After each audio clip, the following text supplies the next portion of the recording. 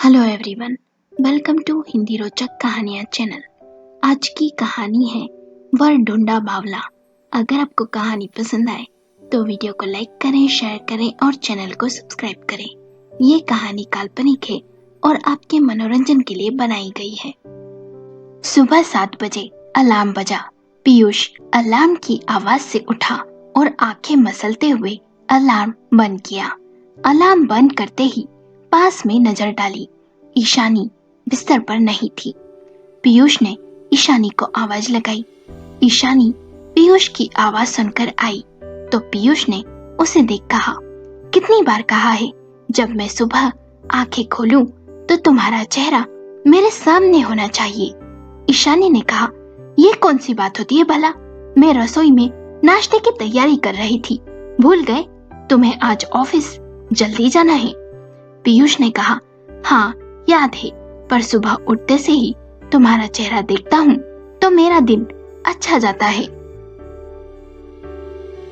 ईशानी ने कहा, अच्छा ठीक है, चाय पी लो, मैंने कपड़े निकाल कर रख दिए हैं, अब मैं रसोई में जा रही हूँ। कहकर ईशानी रसोई में चली गई। कुछ देर बाद फिर से आकर पीयूष ने ईशानी को बाहों में भर लिया और गालों को चूम लिया। ईशानी ने छुड़ाने की कोशिश की तो पीयूष ने और कसकर पकड़ लिया। ईशानी ने चिढ़कर कहा, छोड़ो ना पीयूष, टिफिन बनाने दो मुझे, जाओ रेडी हो जाओ, ऑफिस जाना नहीं है क्या तुम्हें? पीयूष ने कहा, जाना तो है।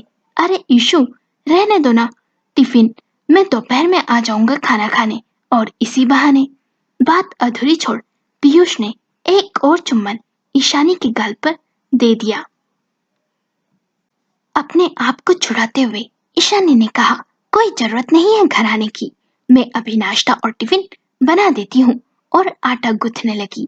पीयूष ने कहा, अच्छा तो मैं तुम्हारी मदद कर देता हूँ, सब्जी काट देता हूँ, तुम पराठे बना दो। कहकर पीयूष ने सब्जी फ्रिज में से निकाली। पीयूष ईशानी को दुनिया की हर खुशी देना चाहता था, पर ईशानी थी कि बात बात पर पीयूष से चिढ़ती रहती थी।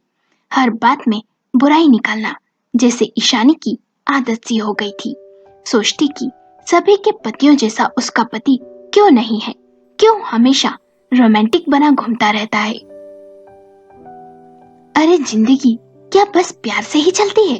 और भी तो कई जिम्मेदारियां होती है घर गृहस्थी की। पर पीयूष को कौन समझाए? मेरे पिता को ये बावलावर ही मिला था मेरे लिए।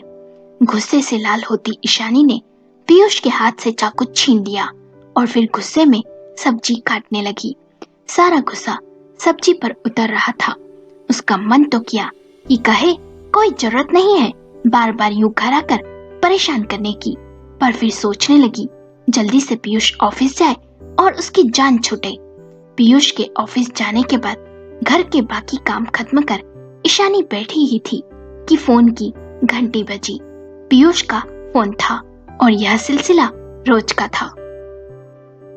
मतलब लंच टाइम में लंच से पहले पीयूष ईशानी को फोन लगाकर उससे बात न कर लेता तो उसे चैन नहीं आता था, और ऑफिस पहुंचने के बाद भी पीयूष उसे फोन करता था। इस बात से भी ईशानी को बहुत चिढ़ आती थी। कभी कभी मन तो करता कि फोन बंद करके पटक दे, पर वो ये सोचकर ही ऐसा नहीं करती कि पिछली बार की तरह पीयूष फिर भागता दौड़ता घर आ जाएगा और बेवजह ही सबके सामने सोसाइटी में तमाशा बन जाएगा। एक बार ऐसा ही हुआ था। लाइट नहीं होने के कारण ईशानी का फोन चार्ज नहीं हो पाया और स्विच ऑफ हो गया, और पीयूष के कई बार फोन लगाने पर जब ईशानी का फोन बंद आया तो उसे लगा कि कहीं ईशानी को कुछ हो तो नहीं गया। दौड़ता हुआ वह घर पहुंच गया और जोर जोर से दरवाजा बजाने लगा। आवाज सुनकर पड़ोसी इकट्ठा हो गए और क्या हो गया कहने लगे।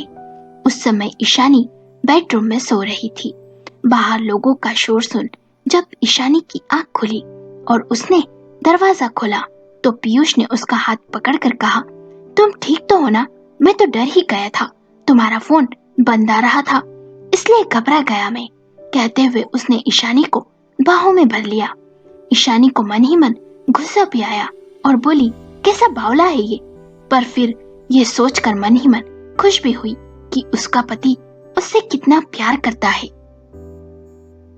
मगर पीयूष का यूं उसे मन ही मन निहारते रहना, जब मन हो उसे अपनी बाहों में भरना, उसकी हर छोटी से छोटी बात का ध्यान रखना, कभी अपने से दूर न जाने देना, अब ईशानी को ये सब गले का फंदा जैसा लगने लगा था। प्यार तो वह भी करती थी।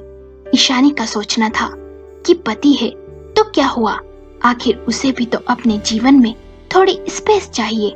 मगर ईशानी की इस सोच से अनजान पीयूष बस हर समय हर पल पत्नी के ही ख्यालों में खोया रहता था, पत्नी के प्यार में ही डूबा रहता था।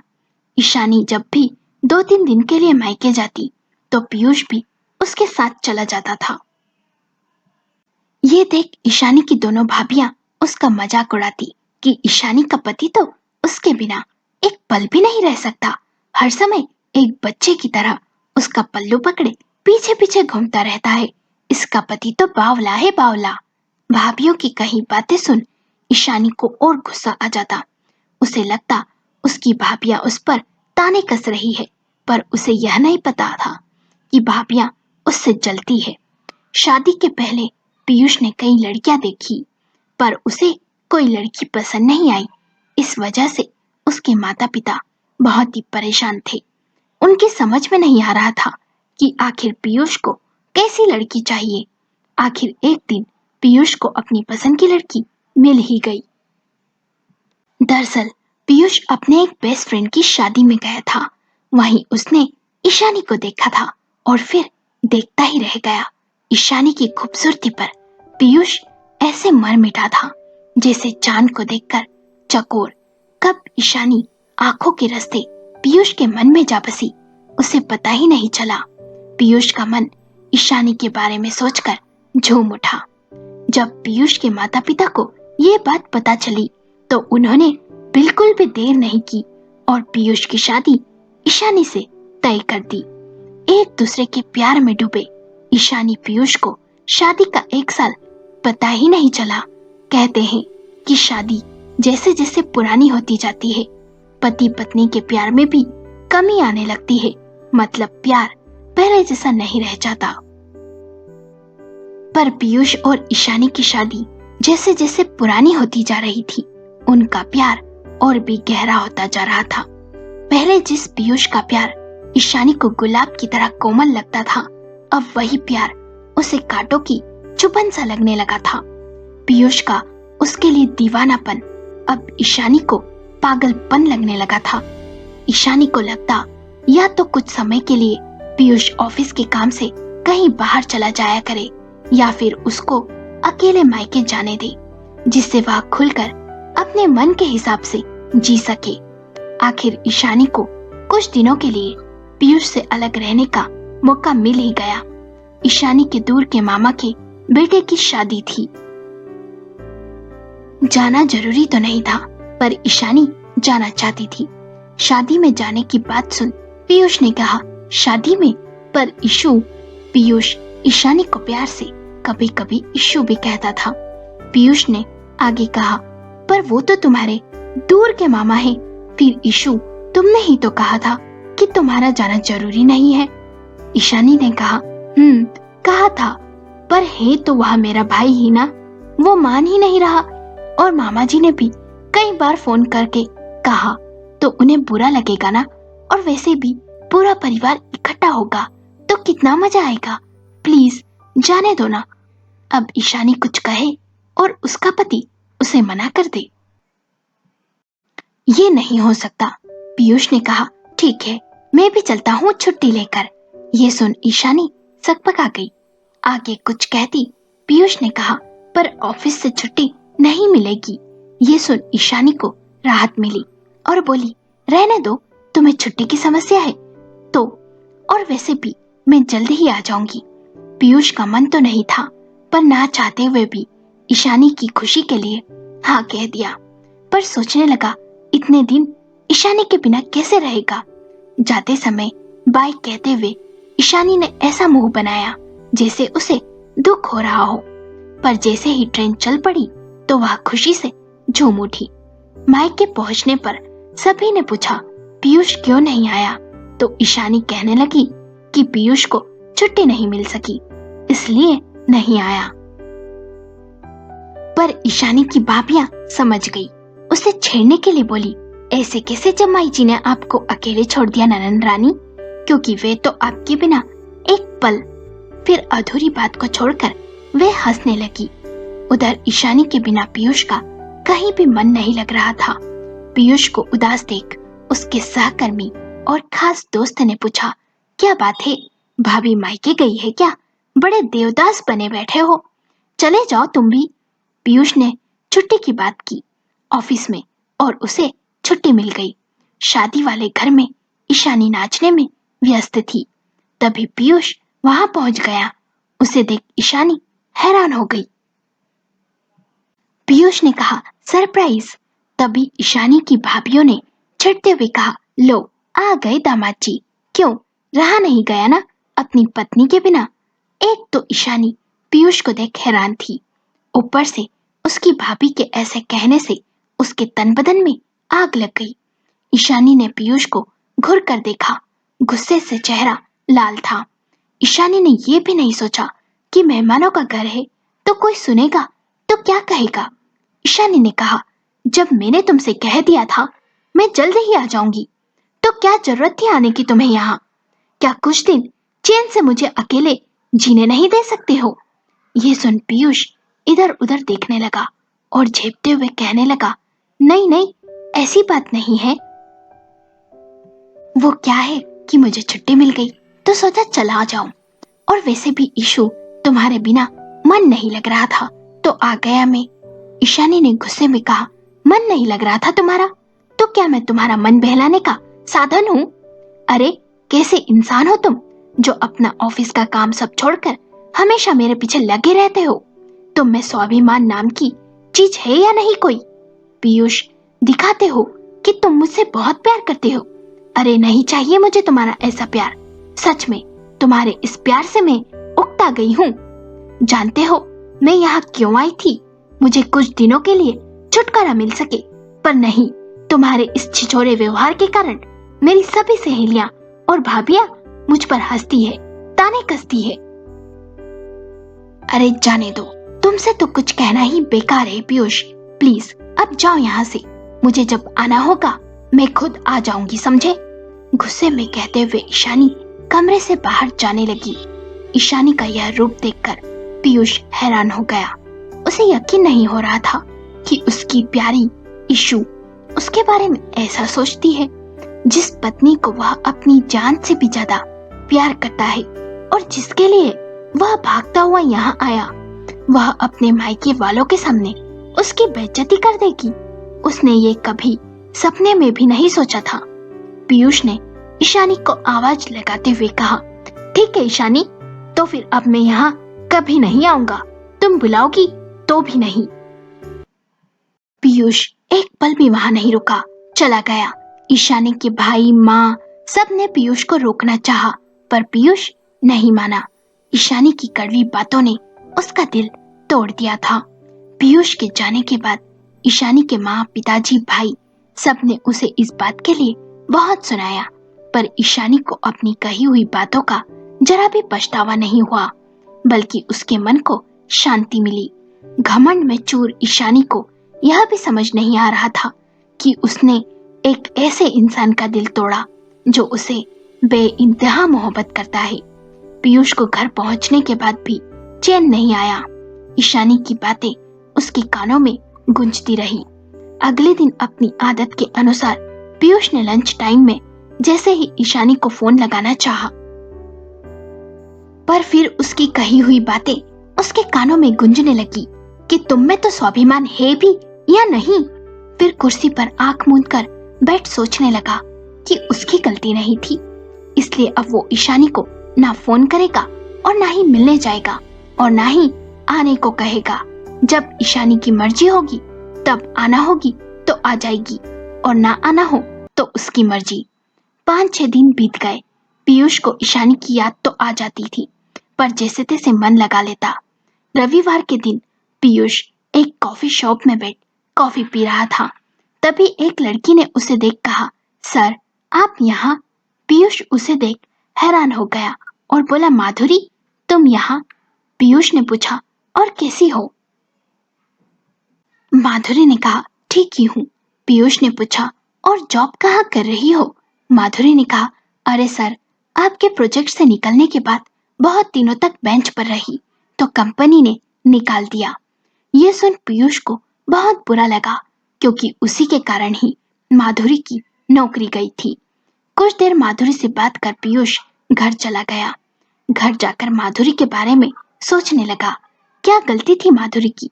बस यही ना कि वो खुलकर हंस बोल लेती थी मुझसे और काम के सिलसिले में कभी भी फोन कर देती थी मुझे। उस दिन माधुरी का लैपटॉप खराब हो गया था, इसलिए वो घर लैपटॉप लेने आ गई थी और इस बात को लेकर ईशानी ने हंगामा मचा दिया था।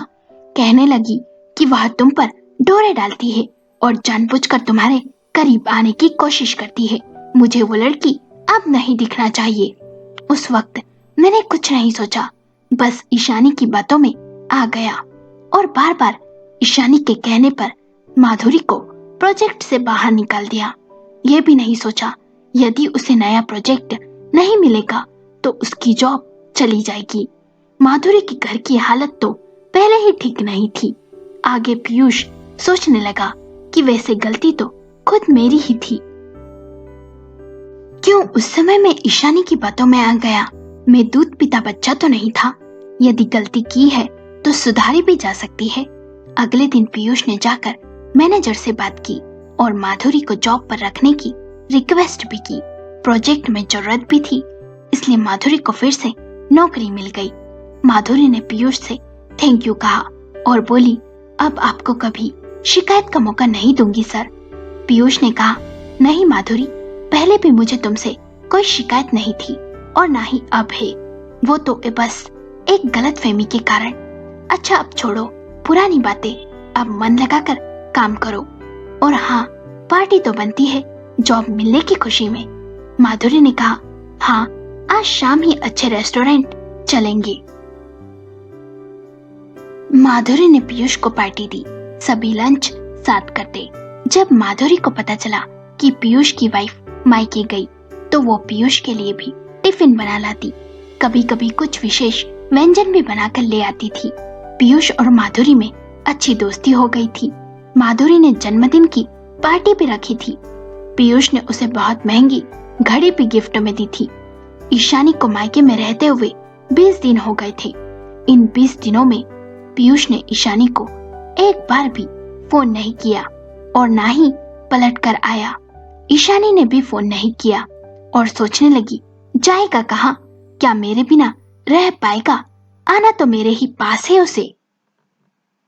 अपनी घमंड में फूलती ईशानी ने अपने आप से कहा, लेकिन ईशानी को यह नहीं पता था कि उसका पति पहले जैसा नहीं रहा, जो उसके प्यार में बावला होकर उसके आगे पीछे घूमता फिरता था। उन्हीं विचारों में खोई ईशानी को ध्यान ही नहीं रहा कि उसने गैस पर दूध रखा हुआ है। दूध को पतीली से बाहर गिरा हुआ देख ईशानी की बहन ने कहा, अरे कहाँ ध्यान है तुम्हारा दीदी? दूध पतीली से गिर गया। ईशानी की बहन ने कहा, क्या दीदी सारा दूध बर्बाद कर दिया? ये सुन ईशानी ने कहा, कोई बात नहीं, दूध दोबारा मंगा लेंगे। तब बहन ने कहा, सही कहा तुमने दीदी, दूध तो दोबारा ला सकते हैं, पर जीवन बर्बाद हो जाए तो क्या फिर से संवार सकते हैं? बहन की बात सुन ईशानी ने उसे सकपका कर देखा। ईशानी की बहन ने कहा, शायद दीदी तुम्हें इस बात का अंदाजा नहीं है, तुमने जीजू को कितनी चोट पहुंचाई है। ऐसा क्या कर दिया जीजू ने जो तुमने उनके साथ इतना बुरा व्यवहार किया?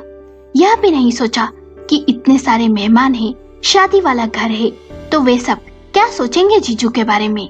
दीदी, इतना प्यार करने वाला पति बहुत कम लोगों की किस्मत में होता है। देखो, मेरे पति को ही देख लो, जिसे मेरे अलावा दुनिया की हर औरत अच्छी लगती है, और एक तुम्हारा पति है जो तुम्हारे सिवा किसी को भी नजर उठाकर भी नहीं देखते। जानती हो दीदी, जब मुझे पता चला कि मेरे पति का अपने ऑफिस की एक लड़की के साथ चक्कर चल रहा है तो मैं पागल सी हो गई। रोते हुए जब मैंने यह बात अपनी सास को बताई कि वे मेरे दुख को समझेगी और पति यानी अपने बेटे को समझाएगी तो उन्होंने कहा कि वे मर्द है, जो चाहे कर सकते हैं। और आगे बोली, लोगों को पता चलेगा तो वो तो तुझ पर ही उंगली उठाएंगे और कहेंगे तुझ में ही कोई कमी होगी, इसलिए तेरा पति किसी दूसरी औरत के पास चला गया होगा। जानती हो, जब माँ को ये बात बताई तो मुझे लगा कि वे तो मेरा साथ देगी, तो वे कहने लगी कि एक अकेली औरत का कोई वजूद नहीं होता। पति से झगड़ा कर या उससे छोड़कर तू कब तक मायके में रह सकती है? इसलिए तुम भी सोचो, अगर तुम वहां नहीं भी जाओ तो तुम्हारे पति को कोई फर्क नहीं पड़ेगा, लेकिन तुम्हारा उस घर के सिवा क्या और कोई ठिकाना है? यहाँ भाभिया भी तुम्हें कितने दिन रखेगी? जब तब वो ताने मारती रहती है, इसलिए संभल जाओ, क्योंकि जरा सा मौका मिलना चाहिए मर्दों को। उन्हें फिसलते जरा भी देर नहीं लगती दीदी, इसलिए तुम ये जिद छोड़ दो और अपने घर जाओ। कहीं ऐसा ना हो कि तुम भी मेरी तरह पछताओ। अपनी बहन की बातें सुन ईशानी हैरान परेशान रह गई और सोचने लगी कि उसकी छोटी बहन के साथ इतना कुछ हो गया। उसे खबर तक नहीं हुई जो ईशानी कुछ देर पहले घमंड से फूली नहीं समा रही थी, अब उसकी हवाइयां उड़ती नजर आ रही थी। आज ईशानी की नींद उड़ गई थी। पूरी रात बेचैन ही रही। अपनी ही कही बातें याद कर वह परेशान हो उठी। बेचैनी से कमरे से बाहर निकल आई, देखा तो सब सो रहे थे। दूर तक सन्नाटा पसरा हुआ था। फिर घबराकर कमरे में आ गई। आज उसे कहीं भी चैन नहीं मिल रहा था। बार बार पीयूष का ख्याल ही उसके दिमाग में आ रहा था। ईशानी सोचने लगी, पीयूष उसे कितना चाहता था और वह उसी के प्यार को नजरअंदाज कर चिढ़ती रही उससे। और तो और अपने मायके वालों के सामने अपनी पति की बेइज्जती भी कर डाली। यह भी नहीं सोचा उसने, आज वह अपने आप को अधूरा महसूस कर रही थी। जिस पति के स्पर्श से उसे चिढ़ होती थी, आज उसी स्पर्श को पाने के लिए वह बेचैन हो रही थी।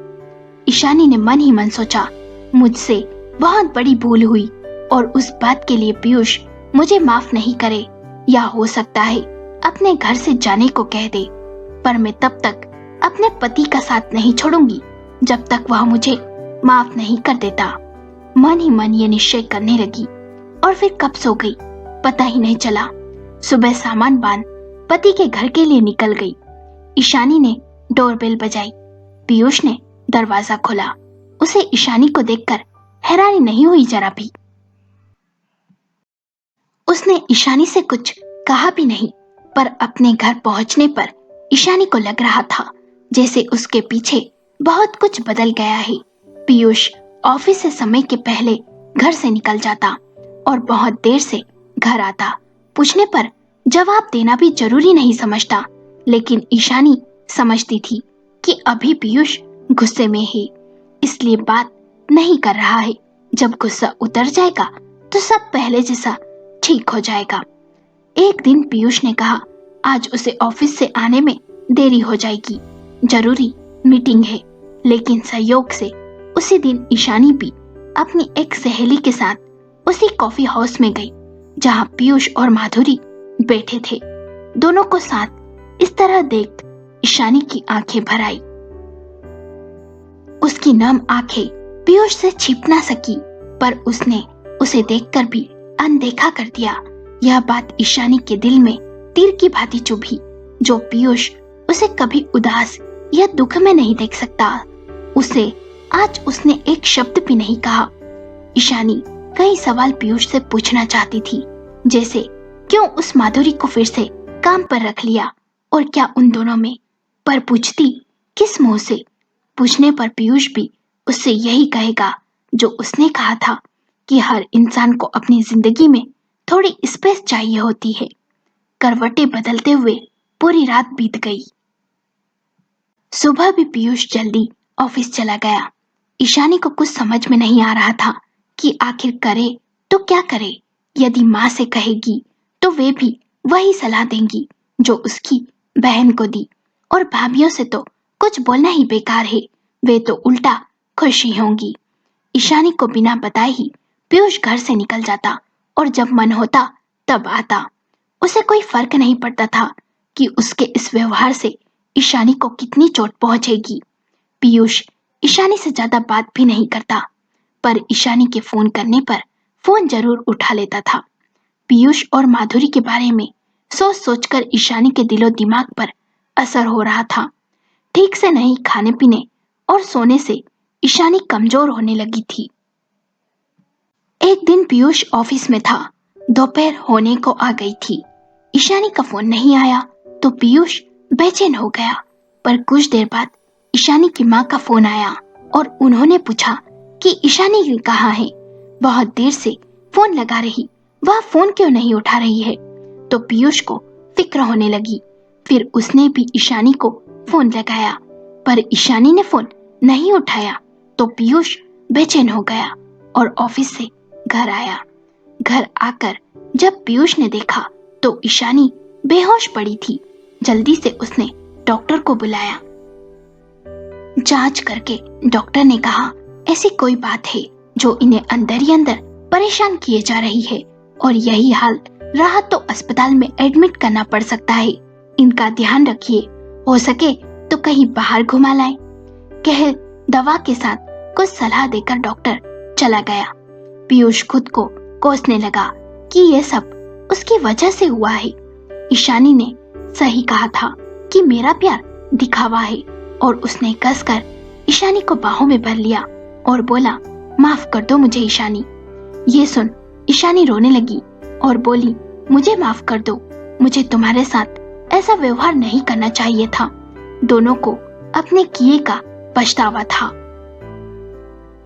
पीयूष ने कहा, जो भी बात थी मुझसे कह लेती, मन ही मन ना जाने क्या सोचती रही और अपनी ऐसी हालत कर ली। ईशानी ने कहा, किस हक से पूछती? तुम और माधुरी एक साथ कॉफी शॉप में, क्या चल रहा है तुम दोनों का? पीयूष ने कहा, मैं तुम्हारे अलावा किसी और को चाह सकता हूँ क्या? उस दिन मीटिंग नहीं हुई तो हम कॉफी शॉप चले गए। उसे काम की जरूरत थी तो नौकरी पर रखवा दिया। बस वो मेरी दोस्त है, इससे ज्यादा कुछ नहीं। मैं बस तुम्हारा हूँ ईशु, और तुम्हारा ही रहूंगा, कहते हुए ईशानी को बाहों में भर लिया। ईशानी सोचने लगी, सच में मेरे पिताजी ने मेरे लिए बावला वर ही ढूंढा, पर मेरा बावला पति ही अच्छा। अब से मैं भी पीयूष को उतना ही प्यार और सम्मान दूंगी जितना वो मुझे देता है। पीयूष ने कहा, जल्दी से सामान पैक कर लो ईशु, हम गोवा जा रहे हैं घूमने। दोनों अगले दिन गोवा पहुंच गए। गोवा के बीच पर रात में समंदर के किनारे दोनों बाहों में बाहें डालकर बैठे थे। दोनों को देख लग रहा था कि कितने भी उतार चढ़ाव आए उन दोनों के जीवन में, पर दोनों दिल की गहराइयों से एक दूसरे को प्यार करते हैं। ईशानी पीयूष को वापस पहले जैसा पाकर खुश थी और ईशानी के बदले हुए रूप से पीयूष भी बहुत खुश था। दोस्तों, आपको कहानी कैसी लगी? हमें अपने विचार कमेंट करके बताएं। कहानी पसंद आई हो तो लाइक करें, शेयर करें और चैनल को सब्सक्राइब करें।